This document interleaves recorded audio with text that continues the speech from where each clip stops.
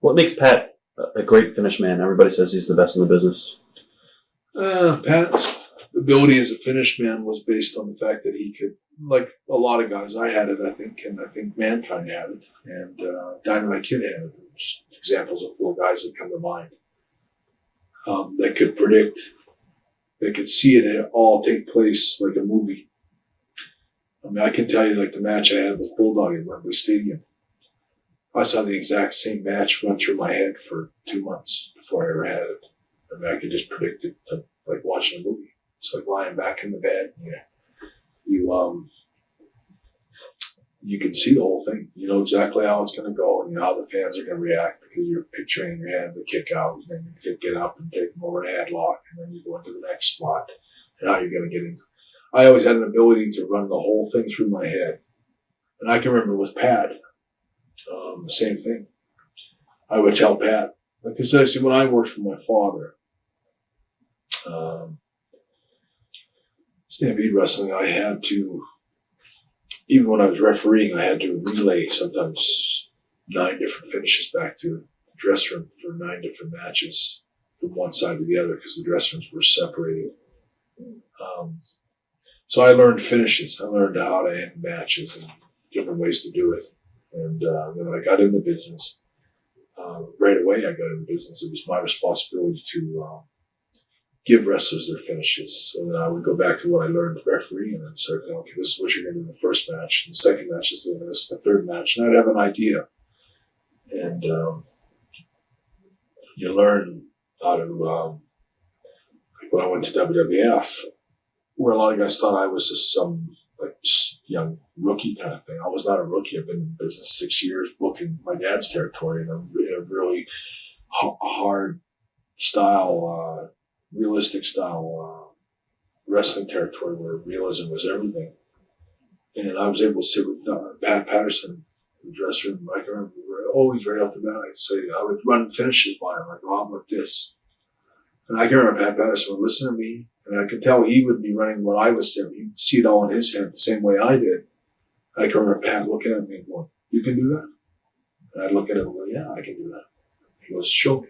And then we go out and I would work a match with me and Jim against S.D. Jones and somebody, and he'd watch it and go, he did it. It was simple but really good. And then it gradually got where I was in a position where he understood that I knew psychology and I knew finishes. And he was, as I got on years later, like when I got to Wembley around that period, McMahon and Pat Patterson often never even questioned what I was doing. It was like, I can remember Vince saying, just surprise me.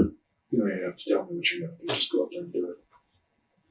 And I don't know of anybody else that had that kind of rapport with them.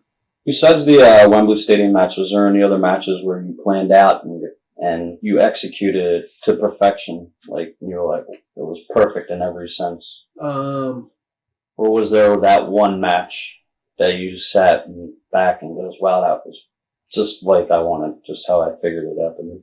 There's a lot of them like that. I mean, I think in the end when I had big matches, and especially with guys that I looked forward to working with, I could sit back and I think about what I would do. I always put myself in the fans' shoes. Like, what would the fan? I took myself out. It's not about what Bret Hart wanted to do. It was about what a fan would want Bret Hart to do.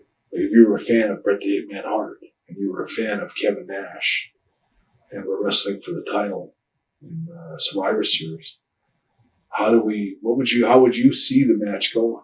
Like, what would a fan think? Like, what is their imagination saying? Like, they're going, well, Bret Hart's a lot smaller, so he's probably going to take a real ass kicking. Would you look at it as almost like you're the fan watching your match? Yeah, always. And that's a good way to do it. That's a good way to look at psychology. It's no different than Spider-Man's going to wrestle, Rhinoceros Man or whatever. It's like, you just got to look at yourself. If you were buying comics, what would you want to read in the comic? You want to see this sort of confrontation to build up. You don't want to see Spider-Man clean a house on the Rhinoceros Man. If you have the little toy figures at home and you're playing with them, you got to make sure that the Rhinoceros Man is throwing Spider-Man through a wall a few times, and then I see Spider-Man pull himself up and climb out from underneath a bunch of bricks and suddenly spring up to the ceiling and start swinging around doing something, you know. You just sort of apply it to all. It's just kind of simple logic sometimes. I guess what are the keys to staying on top after you've done jobs to a top guy in the program? How do you get yourself back over? Well, a lot of things. There's a short memory in wrestling, shorter than wrestlers sometimes think. In the sense that you always think that when you lose that they're never going to, you know, they won't forget it. You know, you're always, you know, but generally they'll forgive you the next time you're in town. The thing is, you want to try to stay away from, unless it's your job is to be a jobber. You know, you want to avoid doing steady. Like if I know I'm losing if I'm losing 0-1 at WrestleMania 10, it's important for me, and I think important for the company to make sure that the next time I go out, or the next time they see me, that I start to build myself back. But it sucks when you're wrestling bad news and he's beating you every night, and then you come back the next time and you're kind of hoping that they'll help you raise your stock a little bit and have you doing jobs for Rouge Brothers or something. It's like, you know, you got to be careful that you don't keep going down. You know, you want to hope for a stopgap there where you get a chance to kind of redeem yourself a little bit. What would your advice be to a young wrestler watching this? Say they have a match and the person that they're working is uncooperative and doesn't want to do the job or whatever. What should a young wrestler do? Should he try to work it out with a guy or go right to the promoter? And how would you handle something like that? That's a tough one. It's a little bit of both. I mean,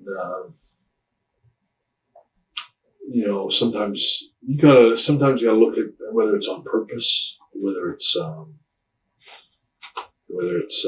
unintentional is a big deciding factor there. I knew, like, for example, when I worked with Flair in the WWF, I mean, I know when he was champion, we were having like really, really good matches, like unbelievable matches. As soon as I won the title from him, some of our matches were like, you know, they just started going down. Like it was like I think Flair always thought I wasn't smart enough to know the difference. And I tried to treat him with respect because I respected the fact that he dropped the belt to me. And I always thought he was an old pro that was just working the way he worked, you know. But I finally, after a couple of months, I finally went to Vince McMahon and I said, he's killing me. This guy's killing me every night. He's killing the matches, and I think it's on purpose. And I didn't have any choice. He was killing me off. And so that's a case of where I did go, and I had to kind of draw it to their attention that he was purposely bungling every night. You know, and I was always like, oops, you know, sorry about that out there tonight. And sometimes it was almost like I remember Flair coming back and going, fantastic. And I was like, are you kidding me? How is that fantastic? He didn't even give me a comeback. He had a small package, you know, figure 4 in the middle of the match. You know, I didn't even get a comeback. I said, if I'm going to be the star of the company, I'm going to have a comeback. What era did you come from? You know, where you think that I'm so stupid that I wouldn't know that I don't need a comeback. Like, okay, you know, that was really good.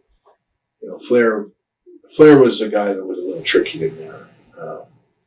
Some guys will take advantage of you that way. You know, there's a couple of things you can do. You can either just thump them, you know, and that's where it comes back to whether you have a good background, you better back up what you need to do.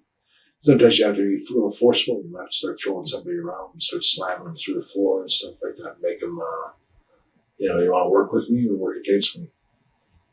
And at the same time, you may find some guys that they're trying their hardest and they just don't have it.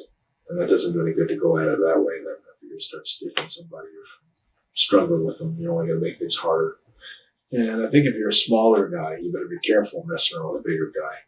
You know, like if you're Rey Mysterio, you know, like the way Johnny Gonzalez is working with you, you better maybe just suck it up and just try to do the best you can. Watch thousands of exclusive shoot interviews right now on TitleMatchNetwork.com.